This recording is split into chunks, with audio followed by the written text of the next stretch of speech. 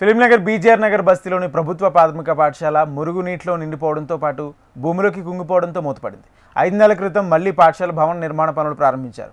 గుత్తేదారులు పనులు చేపట్టి కొద్ది రోజుల క్రితం వదిలేసి వెళ్లారు. మళ్లీ తిరిగి పనులు ఎప్పుడు ప్రారంభమవుతాయో ఎప్పుడు పూర్తయ్యాయో తెలియని అయోమయ పరిస్థితి నెలకొంది. దీనికి సంబంధించి మరింత సమాచారం మా ప్రతినిధి ప్రియాంక అందిస్తారు.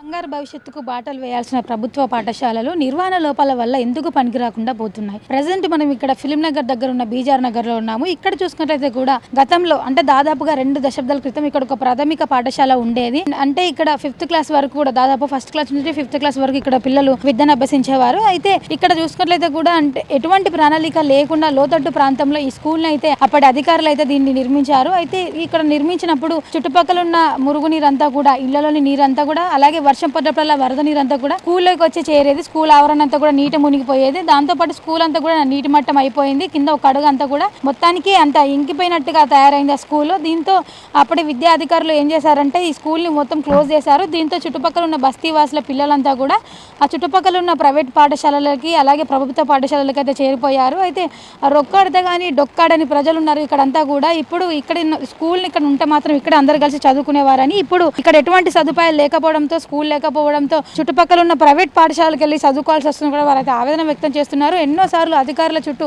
కాళ్ళు ఎరిగేలా తిరిగినప్పటికీ కూడా ఏ అధికారులు మాత్రం పట్టించుకోలేదు. ఇన్ని సంవత్సరాల నుంచి చెప్పినప్పటికీ తాజాగా 8 నెలల క్రితం అయితే ఇక్కడ స్కూల్ కొత్తగా నిర్మించడానికి అయితే దాదాపుగా 45 లక్షలు అయితే మంజూరు చేసింది ప్రభుత్వము. అయితే 5 నెలల క్రితం ఇక్కడ కొత్త స్కూల్ నిర్మించడానికి అయితే పనులు అయితే ప్రారంభించి ఇక్కడ బేస్మెంట్ లెవెల్ వేశారు. దాని తర్వాత ఇనుప రాడ్లు వేసి పిల్లర్స్ వేయాల్సి ఉండగా ఎక్కడ పనులు అక్కడ వదిలేసి ఇటు గుత్తదారులు కూడా జేబులు నింపుకోవడానికి అన్నట్టుగా తయారయ్యారు. ఎక్కడి పనులు అక్కడ వదిలేసి మొత్తానికి వాళ్ళైతే వెళ్ళిపోవడం జరిగింది. ఇంతవరకు ఇక్కడ ఎటువంటి పనులు అయితే ముందుకు జరగకపోవడంతో అసలు ఇక్కడ ఏం జరుగుతుంది, స్కూల్ పూర్తవుతుందా లేదా అని అయోమయంలో అయితే పడ్డారు బస్తీవాసులు. మళ్ళీ వెళ్ళి అధికారులకు కంప్లైంట్ ఇచ్చినప్పటికీ కూడా ఎవరు పట్టించుకోలేని పరిస్థితి ఉంది. ప్రజాప్రతినిధులు కావచ్చు, ఇటు ఇక్కడ ఉన్న బస్తీవాసులు కూడా కావచ్చు, పిల్లల భవిష్యత్తు కోసం అయితే అధికారులకు చుట్టూ కాళ్ళెరగలే తిరిగినప్పటికీ కూడా ఇక్కడ ఎటువంటి చర్యలు అయితే ముందుకు సాగడం లేదని చెప్పాలి. అంటే ఎంతోమంది విద్యార్థులు ఇక్కడ చదువుకున్నారు గతంలో.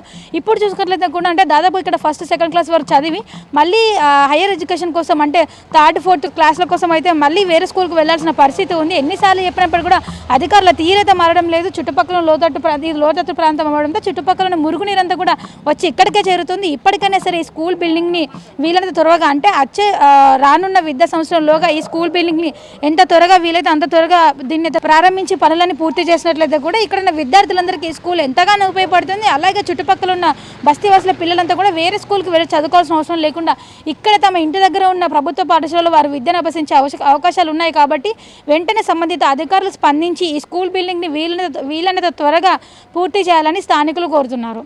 వీడియో జర్నలిస్ట్ సతీష్తో ప్రియాంక, HM టీవీ, హైదరాబాద్.